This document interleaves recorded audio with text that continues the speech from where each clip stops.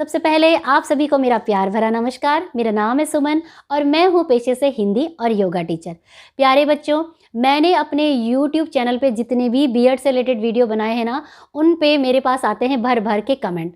उन्हीं में से आज मैं एक कमेंट ले रही हूँ कि बच्चे का प्रश्न है कि यदि अगर मैं 2022 में बीएड करना चाहता हूँ या चाहती हूँ तो मैं अपने सब्जेक्ट कैसे चुनूँ, अर्थात मैं अपने सब्जेक्ट का चुनाव कैसे करूं। तो यदि बच्चों अगर आपका भी ये प्रश्न है तो आज का वीडियो होने वाला है आपके लिए, क्योंकि आज के इस वीडियो में मैं पूरा डिटेल में बताऊंगी कि आपको अपने बीएड के सब्जेक्ट कैसे चूज़ करना चाहिए और किस सब्जेक्ट का स्कोप सबसे ज़्यादा है, किस सब्जेक्ट में सबसे ज़्यादा नौकरियाँ लगती है, वैकेंसीज आती है, चाहे वो स्टेट लेवल पर हो या सेंट्रल लेवल पर, जैसे कि केंद्रीय विद्यालय, नवोदय विद्यालय, कहाँ पर सबसे ज़्यादा वैकेंसीज आती है।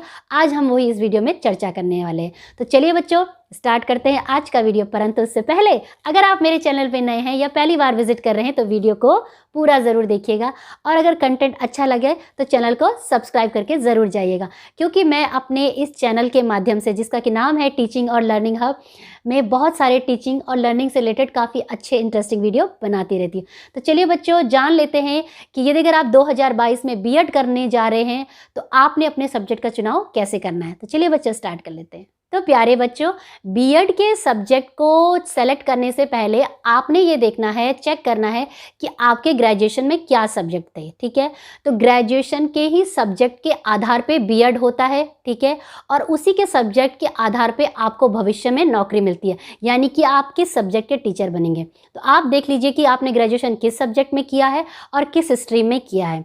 अगर मैं बात करूँ पोस्ट ग्रेजुएशन की, तो पोस्ट ग्रेजुएशन में भी आपने जिस सब्जेक्ट में किया है उसी के आधार पे आप अपना बीएड का सब्जेक्ट ले सकते हैं। अब बीएड में भी जो सब्जेक्ट होते हैं ना, वो दो होते हैं। एक होता है प्राइमरी सब्जेक्ट और दूसरा होता है सेकेंडरी सब्जेक्ट।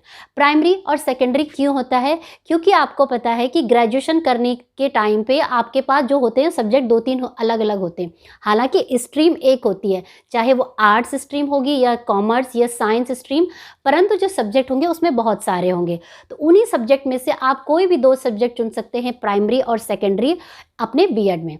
तो इसको भी अच्छे से और समझ लेते हैं बच्चे वन बाय वन। तो सबसे पहले डिस्कस कर लेते हैं हम आर्ट्स के सब्जेक्ट की।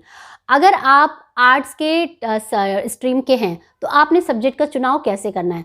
तो जैसा कि आपको पता है आर्ट्स में कौन कौन से सब्जेक्ट होते हैं? English, Hindi, political science, history, geography, economics, philosophy और इसके साथ साथ संस्कृत भी होता है। तो ये है आपके आर्ट्स के सब्जेक्ट। तो आप देख लीजिए कि आपने ग्रेजुएशन में कौन से सब्जेक्ट आपने चुने हैं और इसके साथ साथ ये भी देख लीजिए कि किस सब्जेक्ट में आपकी पकड़ बहुत अच्छी है, यानी कि कल अगर आप किसी भी कॉम्पिटिटिव एग्जाम में बैठेंगे तो उसको आराम से क्लियर कर लीजिए। और तीसरी बात ये ज़रूर देख लीजिए बच्चों कि आपके स्टेट में सबसे ज़्यादा वैकेंसीज किस सब्जेक्ट में निकलती है। अगर मैं बात करूँ नॉर्मली जितना मुझे नॉलेज है तो इंग्लिश हो गई, हिस्ट्री हो गई, ज्योग्राफी, इकोनॉमिक्स, संस्कृत, हिंदी, इन सब्जेक्ट के लिए बहुत सारी वैकेंसीज आती रहती है। ठीक है, तो अगर आपका इनमें से भी कोई भी सब्जेक्ट है तो आप अपने कोई भी दो अच्छे सब्जेक्ट जिसमें कि आपकी पकड़ अच्छी है उनमें आप बीएड कर सकते हैं। ठीक है, तो बच्चों यहाँ पे जैसे कि मैंने बहुत सारी लिस्ट बताई आपको आर्ट्स के सब्जेक्ट की, तो उसमें भी बच्चों को कन्फ्यूजन होता है। जब मैं भी थी तो मुझे भी कन्फ्यूजन था। जैसे कि मैंने अपना बीएड उत्तराखंड से किया है, डॉल्फिन इंस्टीट्यूट से। तो जब मैंने बीएड किया तो मुझे भी पूछा गया कि आप कौन से सब्जेक्ट लेंगे। तो मैंने अपना प्राइमरी सब्जेक्ट जो चूज़ किया था वो क्योंकि मेरे ग्रेजुएशन में सब्जेक्ट थे English, political science and sociology. तो जब मैंने बीएड किया तो मैंने इंग्लिश अपना प्राइमरी सब्जेक्ट चुना और जो सोशल स्टडी है उसे मैंने अपना सेकेंडरी सब्जेक्ट चुना। तो इस तरीके से मैंने बीएड किया अपने आर्ट्स में। ठीक है, अब बात कर लेते हैं साइंस स्ट्रीम की। तो साइंस स्ट्रीम की मैं बात करूँ तो साइंस में जैसे कि आपको पता है physics, chemistry, maths, geology, botany, ये सारे सब्जेक्ट होते हैं। ठीक है, तो साइंस के बच्चों के लिए अगर आप बीएड करना चाहते हैं तो आप पीसीएम में हमेशा वैकेंसीज निकलती है, तो आप किसी भी स्ट्रीम में कर सकते हैं। उसमें भी अगर आपको लगता है कि कोई सब्जेक्ट आपको टफ लगता है, मान लीजिएगा आपकी फिजिक्स और मैथ्स अच्छी है क्योंकि दोनों में मैथमेटिक्स आती है, तो आप इन दोनों को चूज़ कर लीजिए और केमिस्ट्री को छोड़ दीजिए।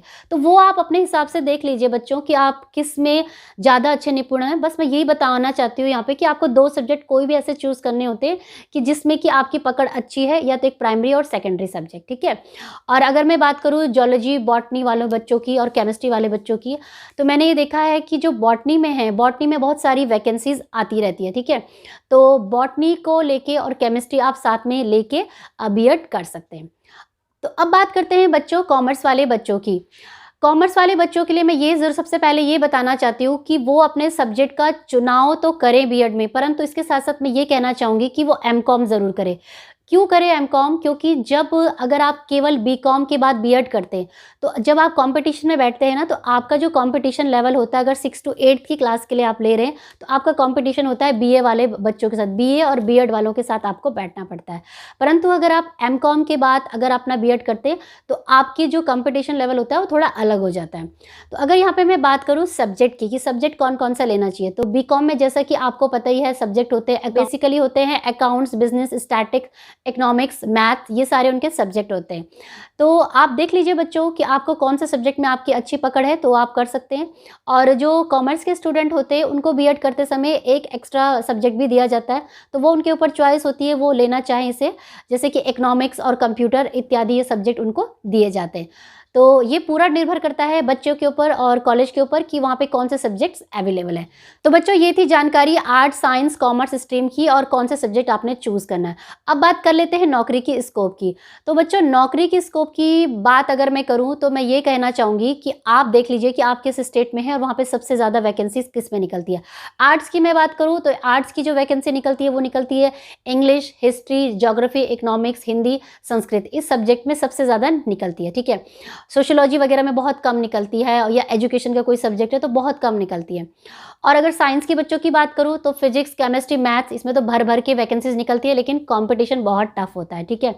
और जियोलॉजी, बॉटनी के बच्चों की बात करूँ, तो बॉटनी में सबसे ज़्यादा वैकेंसीज निकलती है। कॉमर्स के बच्चों की मैं बात करूँ, तो इनको अकाउंट्स और इकोनॉमिक्स में बहुत अच्छी वैकेंसीज निकलती है। तो ये इसके साथ साथ बच्चों में ये बताना चाहूँगी कि ये तो बात हो गई कि स्टेट लेवल पे, अगर आप सेंट्रल लेवल पे भी जॉब के लिए अप्लाई कर रहे हैं, जैसे कि केंद्रीय विद्यालय, नवोदय विद्यालय, जिनकी अच्छा खासा पे स्केल होता है, तो वहाँ पे भी आर्ट्स में, साइंस में, कॉमर्स में इसी प्रकार से वैकेंसीज निकलती है। तो प्यारे बच्चों, ये था मेरा आज का वीडियो।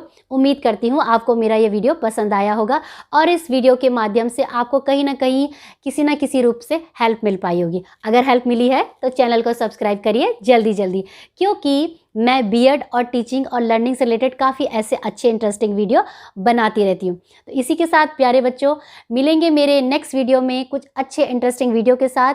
और मेरी आपसे रिक्वेस्ट है कि चैनल को सब्सक्राइब करिए और लाइक और शेयर भी करते रहिए, क्योंकि जब आप लाइक शेयर करते हैं ना, तो मेरा वीडियो रैंक करने लगता है और मेरे इस वीडियो के माध्यम से और भी काफ़ी बच्चों को हेल्प मिल पाती है, जो कि इसी प्रकार के प्रश्नों को लेकर उधेड़-बुन में। तो चलिए बच्चों, लाइक शेयर करते रहिए, सब्सक्राइब ज़रूर करके जाइएगा और वीडियो को देखने के लिए बहुत बहुत धन्यवाद। और मिलेंगे मेरे कुछ नेक्स्ट अच्छे इंटरेस्टिंग वीडियो के साथ। तब तक के लिए आप घर पे रहिए, स्वस्थ रहिए, मस्त रहिए, पढ़ते रहिए और आगे बढ़ते रहिए, क्योंकि पढ़ेगा इंडिया तभी तो आगे बढ़ेगा इंडिया। जय हिंद, जय भारत, धन्यवाद, सत्यमेव जयते।